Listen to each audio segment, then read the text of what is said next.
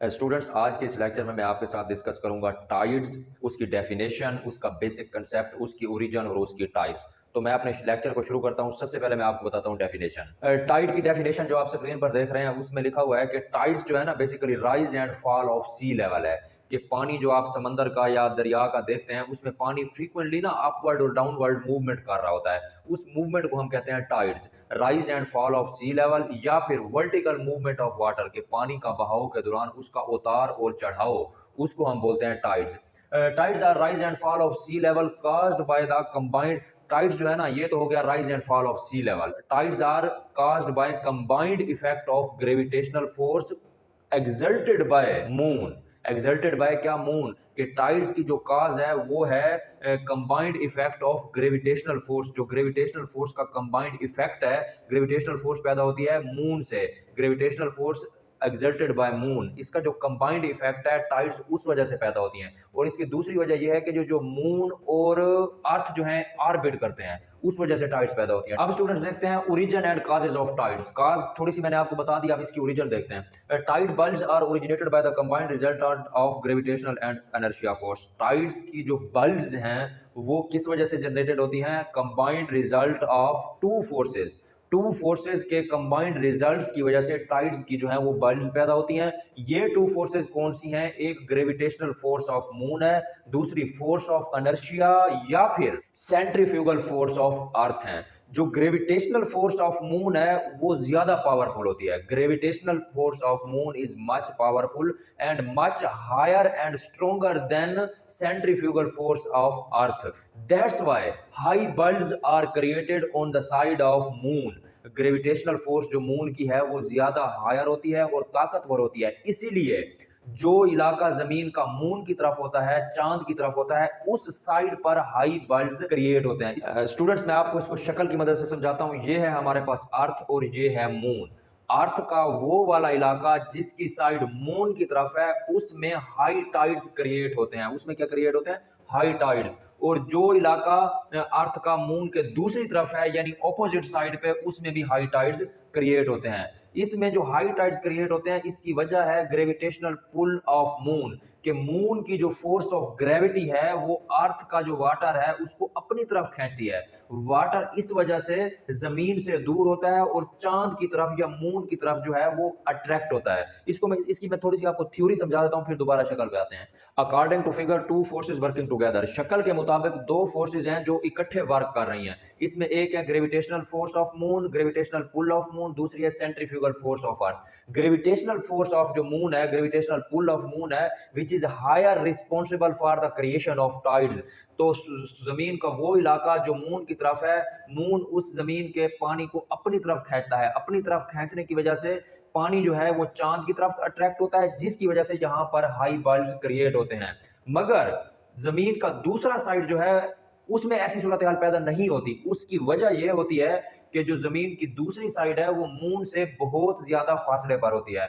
Moon से जमीन का दूसरा हिस्सा बहुत ज्यादा फासले पर होने की वजह से इस इलाके पर मून की ग्रेविटेशनल फोर्स का जो इंपैक्ट है या इफेक्ट है या असर है वो बहुत कम होता है। इस वजह से यहां पर टाइड्स पैदा नहीं होने चाहिए। मगर जमीन के दूसरी साइड पर, इस साइड से तो बल्ब्स पैदा हो गई मून की ग्रेविटेशनल पुल की वजह से, और दूसरी साइड पर जो है जमीन की सेंट्रीफ्यूगल फोर्स या फोर्स ऑफ इनर्शिया होती है। तो इस फोर्स ऑफ इनर्शिया की वजह से पानी जो है वो जमीन से दूसरी तरफ भागता है यानी जमीन से दूर जाता है। तो जमीन की सेंट्रीफ्यूगल फोर्स या फिर फोर्स ऑफ इनर्शिया की वजह से पानी जो है जमीन से दूर जाता है। इसीलिए जमीन का वो इलाका जो मून के ऑपोजिट साइड पर है उस पर भी हाई बल्ब्स क्रिएट होंगे। इसके बाद मैं स्टूडेंट्स आपको थोड़ी सी थ्योरी बता देता हूं। According to figure two forces working together, gravitational pull of moon is greater than centrifugal force of earth. Gravitational pull of moon जो है वो स्ट्रॉन्गर है than centrifugal force of earth. Because of that gravitational pull of moon water moves closer to moon. जैसे मैंने आपको बताया कि पानी जो है वो मून की तरफ क्लोजर होगा and high tides are created. High tides जो है वो क्रिएट होंगे। Gravity of moon is higher on the right hand side but very low on the left hand side because it is far away from moon. वो बता रहा है कि gravity of moon जो है, moon की gravity जो है is higher on the right hand side, ये मेरी right hand side है. Gravity of moon is higher on the right hand side of earth but gravity of moon is much lower in the left hand side of the earth. ये left side है earth की, इसमें जो moon की gravity है वो बहुत कम है. उसकी reason ये है कि the left hand side of earth is far away from the moon. उसके बाद मैं थोड़ी सी आपको और एक्सप्लेनेशन बता देता हूँ. Here is centrifugal force of earth in opposite direction. वहां पे सेंट्रीफ्यूगल फोर्स है जिसकी वजह से जो हाई टाइड्स क्रिएट होते हैं. ठीक है, tides are more higher on moon side than that of opposite side. Tides जो है ये मून की साइड पर थोड़े से ज्यादा बड़े होंगे, जबकि मून के ऑपोजिट साइड पर जमीन की सेंट्रीफ्यूगल फोर्स या फोर्स ऑफ इनर्शिया की वजह से जो टाइड्स पैदा होंगे वो थोड़े से छोटे होंगे. अब स्टूडेंट्स मैं आपको बताता हूँ कि टू फोर्सेज जो है वो कौन कौन सी हैं. टू फोर्सेस, एक ग्रेविटेशनल फोर्स ऑफ मून है, दूसरी सेंट्रीफ्यूगल फोर्स ऑफ अर्थ है. दो फोर्सेस हैं, एक ग्रेविटेशनल फोर्स ऑफ मून, दूसरी सेंट्रीफ्यूगल फोर्स ऑफ अर्थ. अब इसकी थोड़ी सी और एक्सप्लेनेशन है. मैं यहाँ पे मैं इस पैरे को रीड करके फिर आपको फिगर की मदद से ये समझाता हूँ. वो कहता है कि if we have any point A on earth, कि हमारे पास अर्थ के ऊपर अगर कोई पॉइंट है जिसको हम ए डिनोट करें, in a lunar day earth complete its rotation once. एक लूनर डे के अंदर अर्थ जो है अपना एक रोटेशन कंप्लीट करती है. When it moves towards left it face one low then high then low then high tide. इसमें दो हाई टाइड्स और दो लो टाइड्स क्रिएट होती हैं. इसी चीज को मैं शक्ल की मदद से आपको समझाता हूं. वो कहता है कि फर्ज करें जमीन के ऊपर पॉइंट है कोई एक ए. ठीक है, फर्ज करें यहां पे हमारा पॉइंट है ए पॉइंट जो है, तो अगर जमीन मूव करती है लेफ्ट साइड पर फर्ज करें यहाँ पे ए पॉइंट है, तो पहले जो ए पॉइंट है वो लो टाइड को फेस करेगा. फिर ए पॉइंट इधर आएगा, तो जब फिर टाइड्स बढ़ती जाएगी यहाँ पे हाई टाइड को फेस करेगा.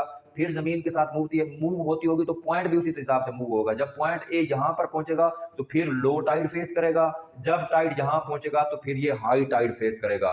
तो in general, in normal condition, जमीन के एक चक्कर के दौरान एक टाइड जो है, एक जमीन के एक चक्कर के दौरान एक पॉइंट ए जो है वो दो मर्तबा लो टाइड को फेस करेगा और दो मर्तबा हाई टाइड को फेस करेगा. जो हाई टाइड होंगे, एक होगा टुवर्ड्स मून साइड, एक होगा ऑपोजिट साइड ऑफ मून. तो ये इसकी थोड़ी सी एक्सप्लेनेशन थी. उसके बाद स्टूडेंट्स हमारे पास है टाइप्स ऑफ टाइड्स. सबसे पहले मैं आपको बताऊं स्प्रिंग टाइड. स्प्रिंग टाइड्स में क्या होता है कि अर्थ, मून और सन तीनों जो है वो एक ही लाइन में होती हैं. स्प्रिंग टाइड्स जो है महीने में दो दफा पैदा होती हैं. ये नॉर्मल टाइड से 20% ज्यादा होती हैं, 20% हायर होती हैं नॉर्मल टाइड से. महीने में दो दफा कब पैदा होती हैं? जब एक दफा मून फुल होता है और दूसरी दफा मून होता है न्यू. मैं आपको इसकी थोड़ी सी एग्जांपल, इसकी एक्सप्लेनेशन बता देता हूँ. Sun, moon and earth on the same line. Sun, moon and earth are on the same line due to gravitational pull of moon और सन या मून के ग्रेविटेशनल पुल की वजह से high tides are created in 2 times. दो दफा जो है हाई टाइड्स क्रिएट होंगे, क्योंकि ग्रेविटेशनल पुल ऑफ मून या सन की वजह से. Because it follows the moon lunar cycle, spring tides happen twice a month when moon is new, moon is full. Tides जैसे मैंने आपको बताया 20% मोर देन हायर टाइड्स. अब मैं आपको बताऊं कि न्यू मून में कैसे टाइड्स पैदा होंगी और फुल मून में कैसे टाइड्स पैदा होंगी. ये बताऊंगा मैं आपको फिगर की मदद से. अर्थ के ऊपर जो टाइड्स पैदा हो रहे हैं वो हो रहे हैं मून और सन की वजह से. मून ये वाला जो है वो न्यू मून है, ये है सन और मून की जो ग्रेविटेशनल फोर्स है या जो उनका ग्रेविटेशनल पुल है वो जमीन के पानी को अपनी तरफ अट्रैक्ट करता है. जमीन का पानी जो इस तरफ अट्रैक्ट हो रहा है वो दो किस्म के एरोज या तीर के निशानों से जाहिर है. ये तीर का रंग जो है वो ये एक्सप्लेनेशन है उसकी, इस तीर के रंग की एक्सप्लेनेशन है ये वाला जो तीर का रंग है वो बताता है ग्रेविटेशनल फोर्स एक्सर्टेड बाय सन. ये वाला तीर का रंग सन की जो ग्रेविटेशनल फोर्स है या ग्रेविटेशनल पुल ऑफ सन है उसको शो कर रहा है. और ये वाले जो तीर के निशान है वो gravitational force exerted bye moon जो है उसको शो कर रहे हैं ये तीर के निशान. तो इन दोनों तीर के निशानों जो है बेसिकली सन और मून के ग्रेविटेशनल पुल को शो कर रही हैं. इन दोनों के पुल की वजह से पानी जो है वो इस तरफ मूव करेगा, जिसकी वजह से हाई टाइड्स जो है वो क्रिएट होंगे. जब फुल मून होगा दूसरी कंडीशन में उस वक्त हाई टाइड्स क्रिएट होंगे. तो ये शक्ल को मैं थोड़ा सा रोटेट करता हूं. अगर ये शक्ल चली जाए ऐसे, यानी कि न्यू मून यहां है, ये शक्ल घूमती घूमती आ जाए इधर, तो फुल मून होगा इधर. जब फुल मून यहां पर होगा तो उस वक्त मून जो है वो अर्थ के वाटर को अपनी तरफ अट्रैक्ट करेगा due to gravitational pull of moon यहां होगा. जब फुल होगा तो ये अर्थ वाटर को अपनी तरफ अट्रैक्ट करेगा, जिसकी वजह से पानी जो है वो अर्थ से दूर और मून की तरफ आएगा.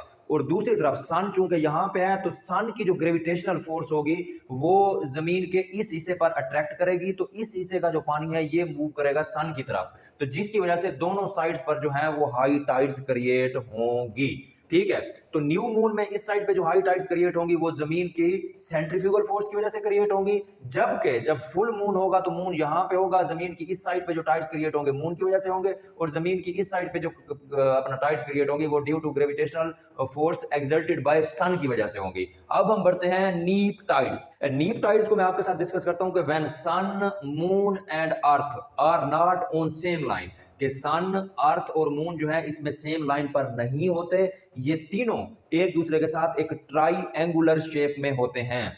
तो इसमें जो टाइड्स हैं ये tides are created 20% less than normal tides, के इसमें जो टाइड्स होंगे वो जितने आम रूटीन में होते हैं उससे 20% छोटे होंगे।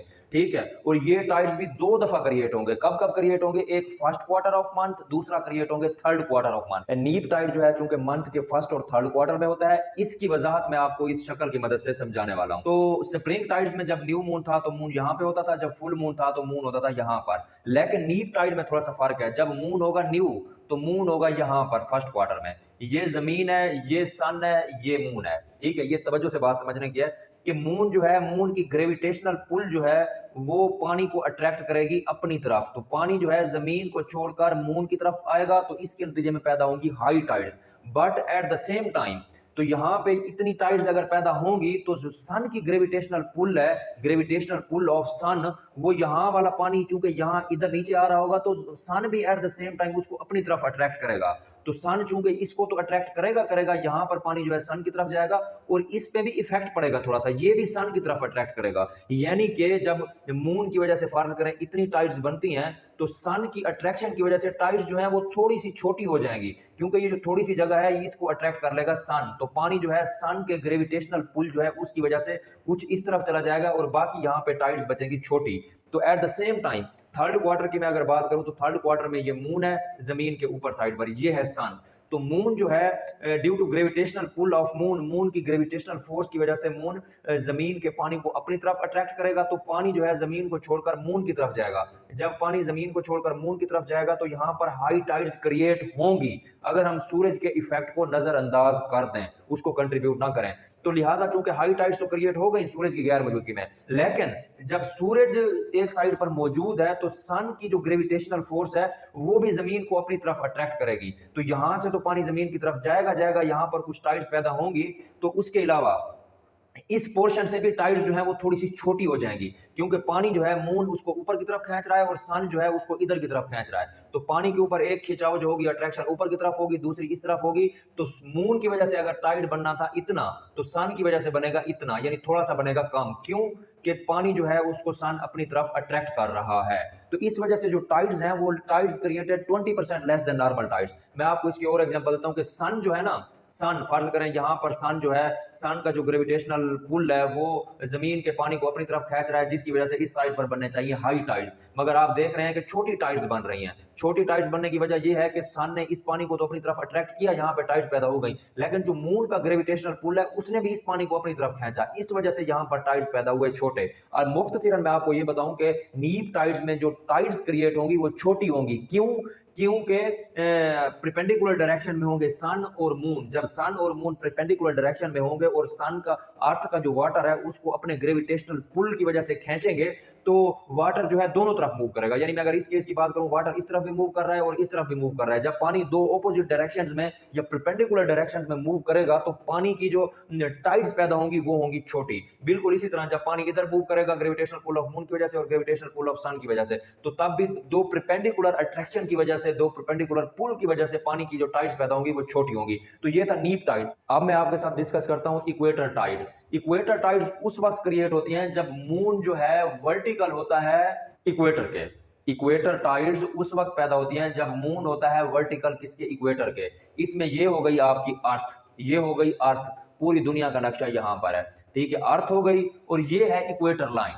इक्वेटर लाइन 0 डिग्री वाली लाइन जो है इक्वेटर लाइन, तो ये इक्वेटर लाइन है। और मून जो है ना इक्वेटर के ऊपर मौजूद है, मून जो है इक्वेटर के ऊपर वर्टिकल डायरेक्शन में मौजूद है। जब मून यहाँ पर है वर्टिकल डायरेक्शन में, तो टाइड्स जो है मून यहाँ पर है, उसका ग्रेविटेशनल पुल जो होगा वो पानी को अपनी तरफ अट्रैक्ट करेगा, जिसकी वजह से यहाँ पर हाई टाइड्स क्रिएट होंगी। बिल्कुल ऑपोजिट डायरेक्शन में मून का ग्रेविटेशनल पुल जहाँ पर, चूंकि मून यहाँ पर होगा, उसका ग्रेविटेशनल पुल जमीन की राइट हैंड साइड को अपनी तरफ अट्रैक्ट करेगा, क्योंकि इस राइट हैंड साइड पर मून का इफेक्ट ज्यादा होगा। तो इस वजह से इस साइड पर हाई टाइड्स क्रिएट होंगी, जबकि मून की दूसरी साइड जो ऑपोजिट डायरेक्शन है वो चूंकि मून से बहुत ज्यादा दूर है, इसलिए यहाँ पर मून की ग्रेविटेशनल पुल जो है वो इफेक्ट नहीं करेगी। यहाँ पर होगी अर्थ की सेंट्रीफ्यूगल फोर्स। अर्थ की सेंट्रीफ्यूगल फोर्स जो है वो पानी को ऑपोजिट डायरेक्शन में मूव कराएगी, जिसकी वजह से पानी जो है जमीन से दूर जाएगा और यहाँ पर भी टाइड्स क्रिएट होंगी। तो लिहाजा इक्वेटर टाइड्स उस वक्त पैदा होती हैं जब मून जो है इक्वेटर के वर्टिकल डायरेक्शन में मौजूद हो।